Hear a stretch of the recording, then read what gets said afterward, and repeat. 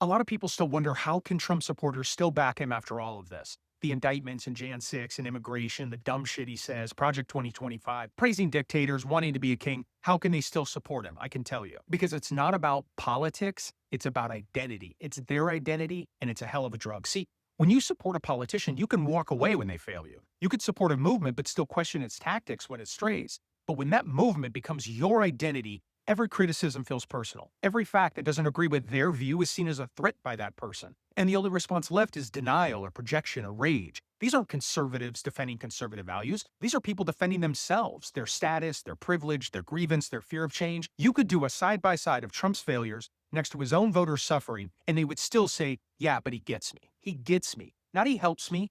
Not everything's better. Not he improves my life. He just hates the people I hate. And that's all it takes. They would rather lose healthcare than admit they were conned. They would rather watch their hometowns rot than admit Biden didn't do it. They would rather cheer on a man who mocks fallen soldiers, cheats on his wives, lies like it's a reflex, and fakes Bible verses because somehow that's their guy. And here's the wild part.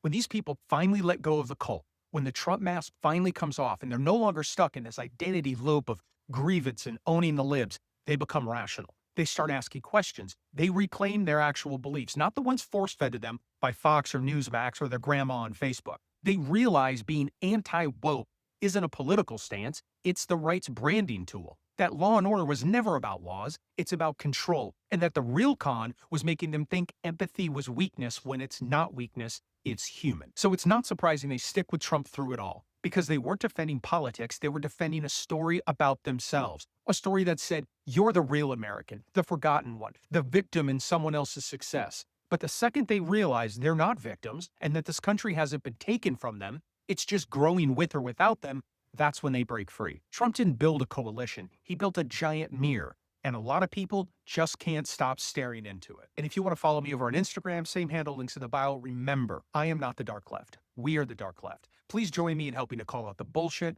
and bring some sanity back to the conversation.